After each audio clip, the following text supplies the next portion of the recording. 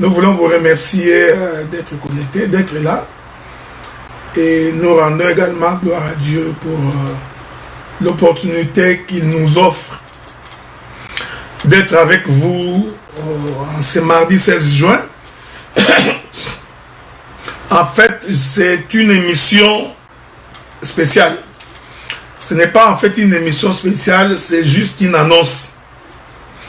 Comme je vous avais dit la fois passée, que je me présenterai devant vous pour vous présenter le pardon de notre bien-aimé frère, le pasteur Marcel Makoloko Tambola. C'est la raison pour laquelle, comme je ne peux pas appeler tout le monde l'une après l'autre, et comme la communauté des saints elle est grande, et je me suis donc permis de faire cette intervention pour présenter le pardon du pasteur Marcel Makoloko Tambola. Voilà pourquoi je crois qu'en tant que ministre de la parole et porteur de l'évangile, et ayant causé longuement avec les frères et ayant obtenu sa confession, je me dois, en tant que ministre, de vous faire part et de vous présenter son pardon. Je ne suis pas ici en train de dire ou que je dirai des détails de ce que nous nous sommes dit, mais j'aurais quand même voulu prendre quelques écritures d'abord pour expliquer les choses de Dieu. Ensuite, je dirai un mot sur la personne. Et enfin, nous allons devoir prier. Je voudrais d'abord que nous prenions quelques écritures. C'est très important. Prenons quelques écritures, ça va nous permettre de pouvoir avancer.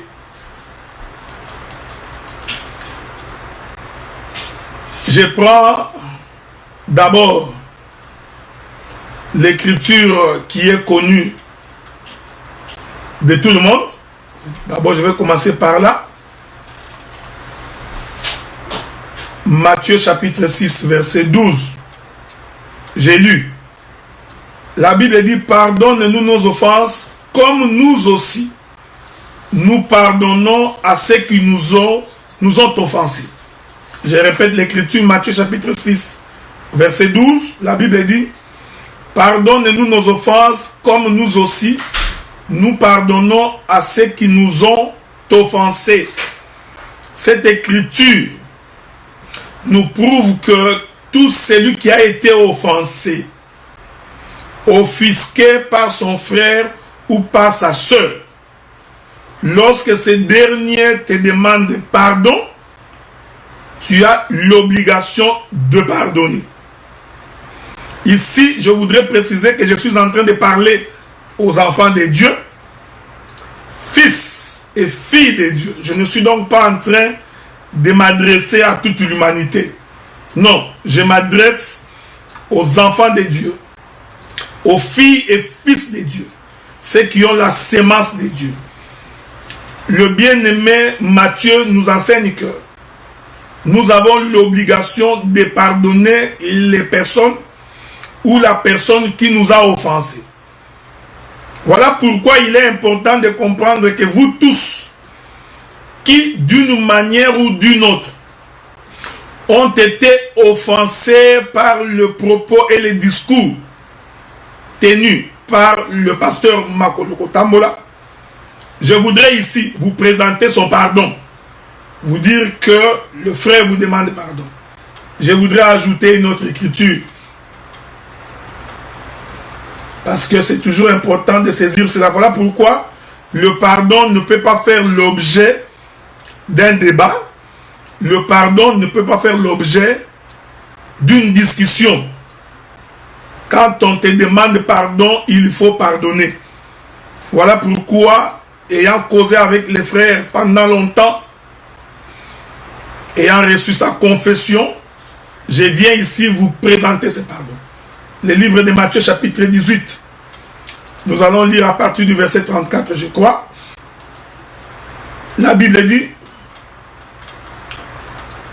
et son maître irrité le livra au bourreau jusqu'à ce qu'il lui ait payé tout ce qu'il devait. C'est ainsi que mon Père Céleste vous traitera si chacun de vous ne pardonne pas à son frère de tout son cœur. Voyez-vous, frères, la Bible nous demande de pardonner nos frères de tout notre cœur.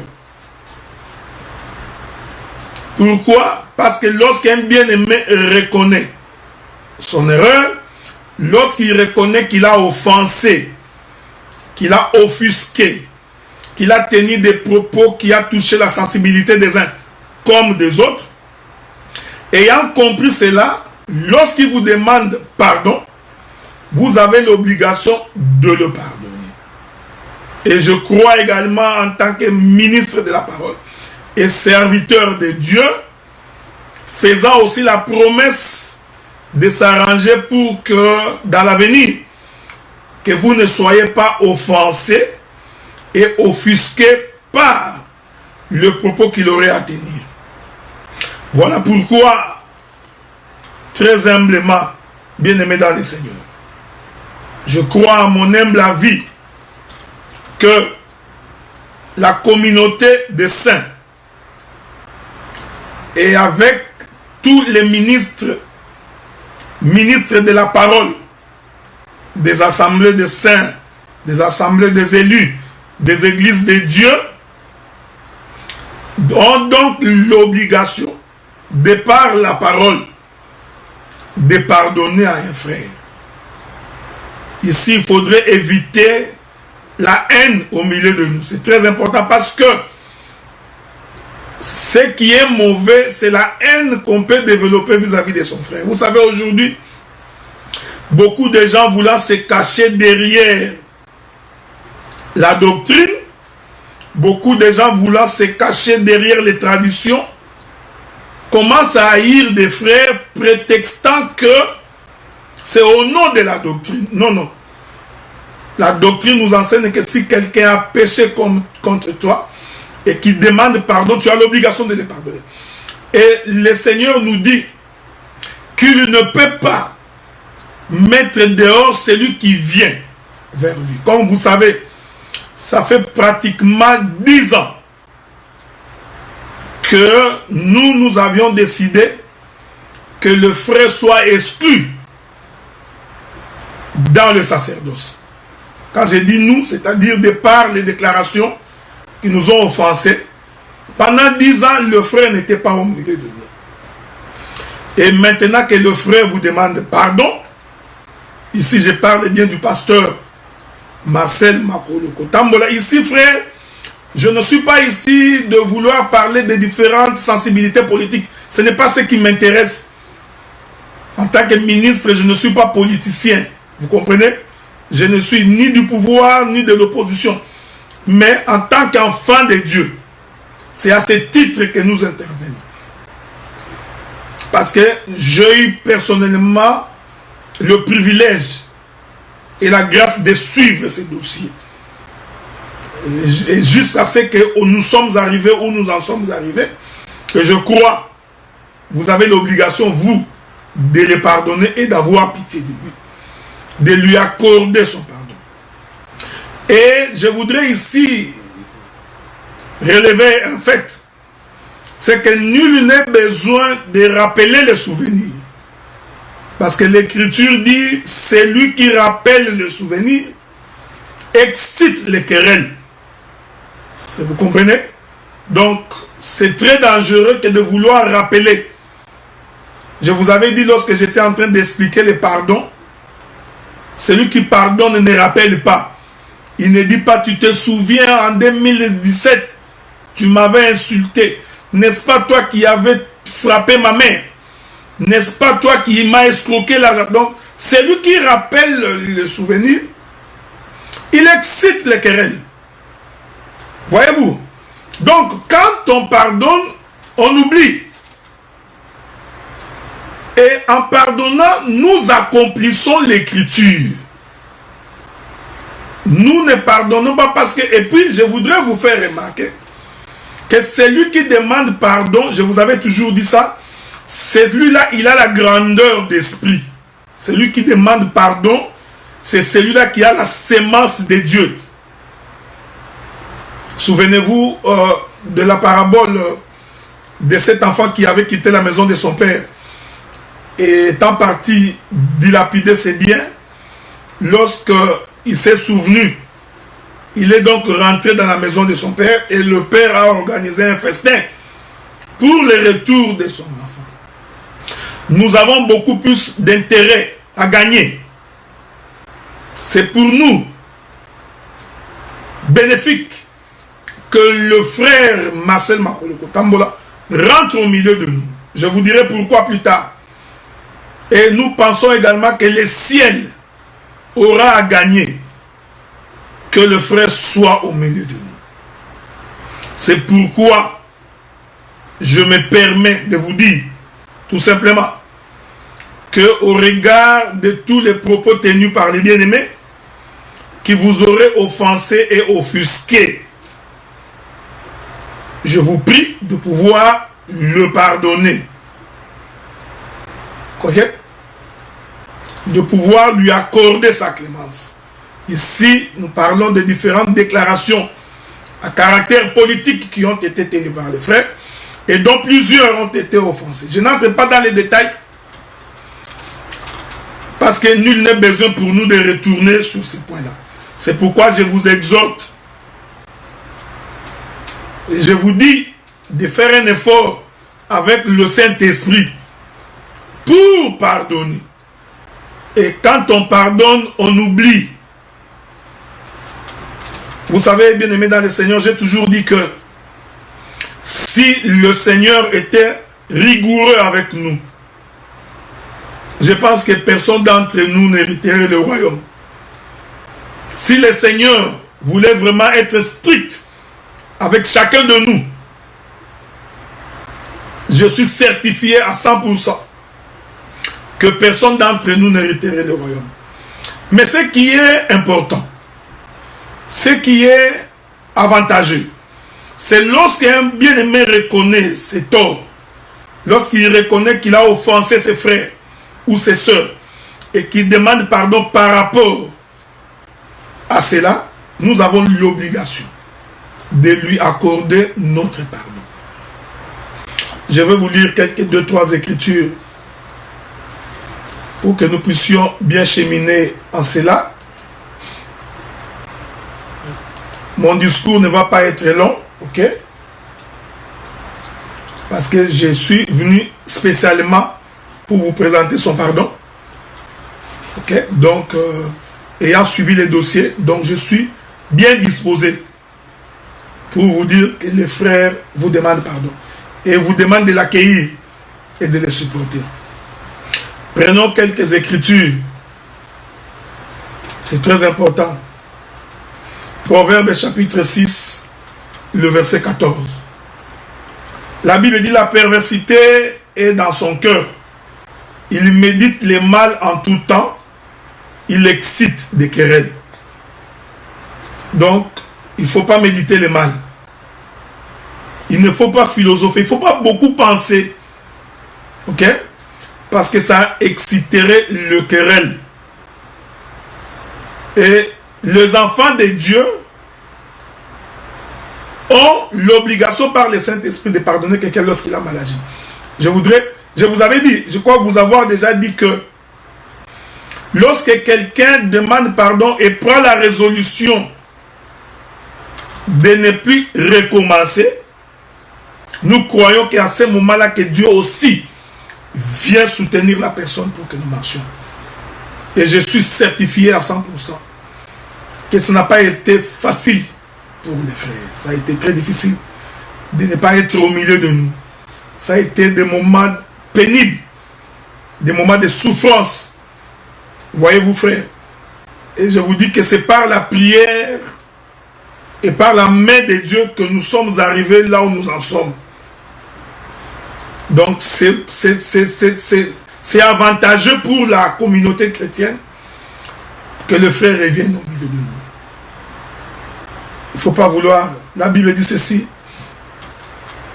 Je prends également Proverbe chapitre 15. Proverbe chapitre... Non, prenons d'abord Proverbe chapitre 10, verset 12. La Bible dit la haine excite des querelles, mais l'amour couvre les fautes. Quand vous aimez quelqu'un, vous avez la capacité de le pardonner. Ok? Pour pardonner quelqu'un, il faut vraiment que tu aies l'amour. Et quand on aime, on pardonne. Donc, je suis passé pour vous présenter ces pardons. Cependant, beaucoup de gens peut-être peuvent le savoir. J'ai eu à plusieurs fois de vives discussions avec les pasteurs Massa. Des vives discussions. Des échanges, comme on dit, des échanges très forts. Mais nous sommes restés frères, on s'est parlé toujours. Il n'y a eu aucune haine parmi nous. En beaucoup de choses, nous étions opposés et de façon farouche avec les bien-aimés. Mais quand un bien-aimé te demande pardon, tu oublies. Et quand tu oublies, tu prends la résolution de ne plus recommencer. Donc, ici, j'en appelle à votre amour, j'en appelle à votre charité. Je fais appel à votre esprit de chrétienté pour que vous accordiez le pardon à notre frère. Il n'y a donc aucune raison de ne pas pardonner parce que vous connaissez Dieu et vous priez Dieu. Il n'y a donc aucune raison de ne pas vouloir accorder le pardon à un frère qui vous le demande. Je vais ajouter deux autres écritures. La Bible dit une réponse douce calme la fureur, mais une parole dure excite la colère. Je voudrais vous demander de ne pas faire de commentaires du genre à exciter la colère. Non. Non. Essayez de ne pas faire de commentaires du genre à remuer dans la plaie. Non. Le bien-aimé n'a pas cherché une justification. Il ne cherche pas non plus la raison. Comme j'ai entendu quelqu'un dire, c'est parce qu'il n'est plus au pouvoir qu'il n'a pas l'argent. Faux. C'est faux. En tout cas, il travaille, il est bien casé, il ne manque pas d'argent. Donc, ce n'est pas à cause de cela qu'il demande pardon. C'est pourquoi, moi, en tant que ministre de la parole, ayant reçu la confession du frère, je suis à même de vous dire que le frère vous demande de le pardonner. Ainsi, j'en appelle à tous les ministres de l'évangile, à tous les prédicateurs des assemblées des saints, que vous soyez dans la province de l'Équateur, de la province orientale, à l'est, au sud, dans le Katanga, dans le Bas-Congo, à Kinshasa, au Bandung, le Grand Kasaï, toute la communauté des assemblées des saints. Vous avez l'obligation de recevoir votre frère et de le pardonner. S'il passerait par vous, s'il passe par vous un jour, vous avez l'obligation de le recevoir au milieu de vous comme un frère. Parce que déjà, si Dieu prête vie et qu'un jour qu'il débarque ici, c'est-à-dire au Canada, nous, l'Assemblée de Gatineau et l'Assemblée de Montréal, nous lui ouvrirons les portes parce que c'est un frère qui nous a demandé pardon. Maintenant, je vais ajouter une dernière écriture et ensuite je ferai un petit témoignage sur la personne. C'est comme je disais, je ne suis pas en train de faire une prédication. Je suis venu vous présenter un cas d'un frère, d'un homme de Dieu, d'un pasteur qui sollicite votre pardon. La Bible dit ceci. Je veux que vous méditiez sur cette écriture-là. Proverbe chapitre 16, le verset 28. La Bible dit que l'homme pervers excite des querelles et les rapporteurs divisent les amis. Oui, frère, j'ai fait cette vidéo en public Je ne suis pas allé à gauche ni à droite. Je l'ai fait en public, vous regardant dans les yeux. Et j'assume ce que j'ai dit. Mais le Salomon nous dit, l'homme pervers excite des querelles. Un homme pervers, c'est toujours un homme qui remplit de malignité. Un malin, rusé. Ok? Donc tout celui qui viendra raconter à gauche et à droite, c'est pas parce qu'il voudrait créer des discussions. Nous ne sommes pas ici pour créer des querelles. Et la Bible dit que les rapporteurs divisent des amis. Si quelqu'un vient auprès de toi pour dire, tu vois, il a dit, il a dit, tu sais, j'étais avec les frères, il a raconté, en fait, il cherche tout simplement à diviser. S'il y a des hommes de Dieu qui veulent avoir la précision de ce que nous disons, contactez le pasteur Makolo Kutambola, et c'est moi qui vous l'autorise, et il vous dira que j'ai causé avec lui et ce que j'ai dit est vrai. Maintenant, je voudrais, pour finir, faire un petit témoignage sur le pasteur Marcel Kutambola. Je vois que les gens qui l'ont connu à l'est de la République démocratique du Congo, ils savent que celui-là, c'est un combattant. Je suis même en droit de croire que les dons qu'il a reçus de la part du Seigneur, le diable ne voulait pas voir ces dons exercés. Pasteur Makolo, c'est du genre, un peu comme à l'époque de Dingwe, c'est du genre à Kisangani, quand il passait pour une campagne, les gens sortaient de la maison, abandonnaient les marmites de foufou sur le feu et sortaient pour aller écouter cet homme. Et c'est véritablement une grâce que d'avoir un prédicateur de cette trempe-là. Parce qu'on n'en a pas beaucoup. Et en lui, Dieu a mis ses dons, ses talents d'un leadership qui peut être utile pour l'œuvre de Dieu. Et je crois que, avec amour, abandonner une telle chose, abandonner, laisser de côté un tel frère, ce serait une erreur de notre part. Et je crois que ce ne serait même pas chrétien. Vous savez, généralement, l'homme est fait tel que il ne voit que le mauvais côté. C'est ce qui est malheureux. L'humain a toujours tendance à ne pas voir le mauvais côté de la chose. Est-ce que vous comprenez ce que nous disons? Mais considérez également ce qu'il a été pour nous, ce qu'il a été pour l'œuvre de Dieu. Et dans vos prières, faites mention de lui, afin que Dieu puisse les préserver davantage. Et je profite également de cette occasion pour remercier. Je crois qu'au moment opportun, il le fera aussi personnellement, pour remercier tous les frères, toutes les sœurs, qui dans leurs prières n'ont cessé de prier le Seigneur, pour que ce que nous disons aujourd'hui puisse arriver. Il y a des gens qui ont insisté, qui ont pleuré, qui ont prié pour que ce que nous sommes en train de faire maintenant puisse arriver. Et vous avez ici l'occasion de remercier le Seigneur. Vous avez ici l'occasion de dire gloire à Dieu, parce que vos prières ont été exaucées. Vos cris de lamentation ont été entendus. Et Dieu a écouté votre voix. Voilà, bien-aimés dans le Seigneur, le peu du message que j'avais voulu communiquer avec vous aujourd'hui.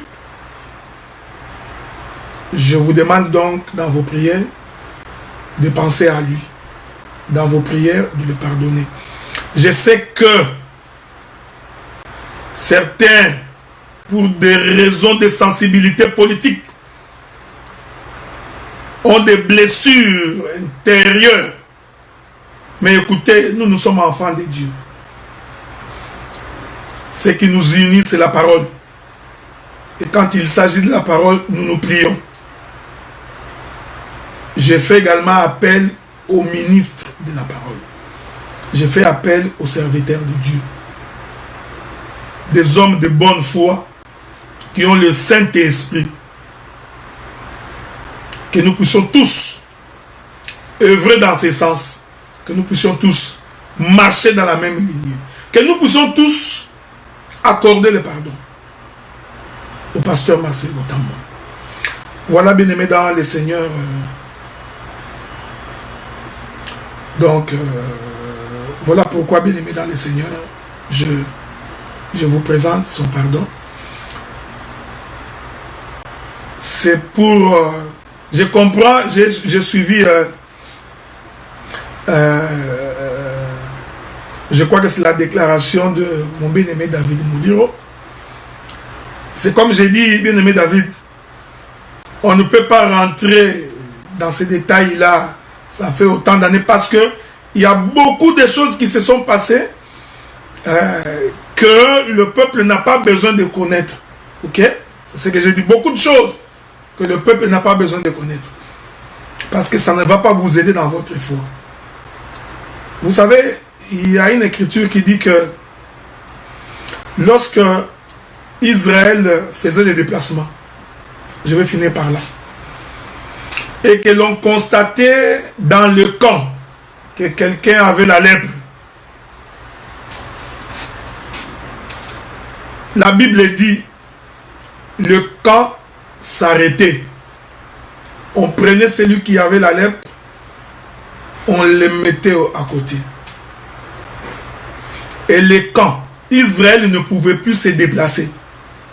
Parce qu'il y avait un frère qui était en dehors du camp. Israël attendait pendant que les lépreux étaient en dehors du camp. Et je vous informe que les lépreux qui étaient en dehors du camp, le sacrificateur sortait pour aller le voir. Est-ce que vous comprenez ce que nous disons? Ne pouvait connaître l'état du lépreux que le sacrificateur. Le peuple, lui, savait tout simplement que c'était un lépreux, mais l'état du lépreux, pendant qu'il était dehors, n'était connu que du sacrificateur qui allait voir les lépreux. Je suis dans l'exhortation. Ici, vous comprenez que les sacrificateurs, c'est les ministres. Donc, moi, en tant que ministre de la parole, ministre dans l'église locale. Donc, je connais l'histoire, je connais le fond et les détails. C'est ça l'œuvre du sacrificateur. C'est lui qui allait jusqu'à ce que les sacrificateurs constataient que la lèpre était finie. Alors, on ramenait la personne dans le camp et Israël continuait sa marche. C'est ça l'amour fraternel, frère. Il faut comprendre que chaque fois que nous reprochons à un frère ou à une sœur un certain nombre de points, il faut qu'ils comprennent que c'est par amour qu'on les fait.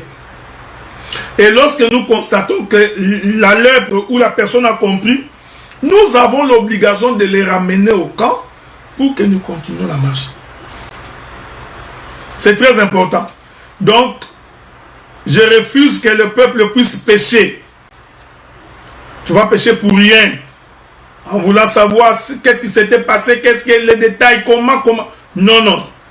Au contraire, ça risque de t'entraîner dans les rapportages, dans la calomnie, dans la médisance. Je voudrais t'éviter de pécher. Ok? Je voudrais t'éviter de pécher. Et je t'informe que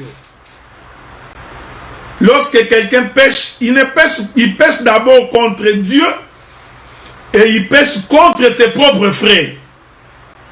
Pas contre les païens, non. Il pêche d'abord contre Dieu, ensuite contre ses propres frères.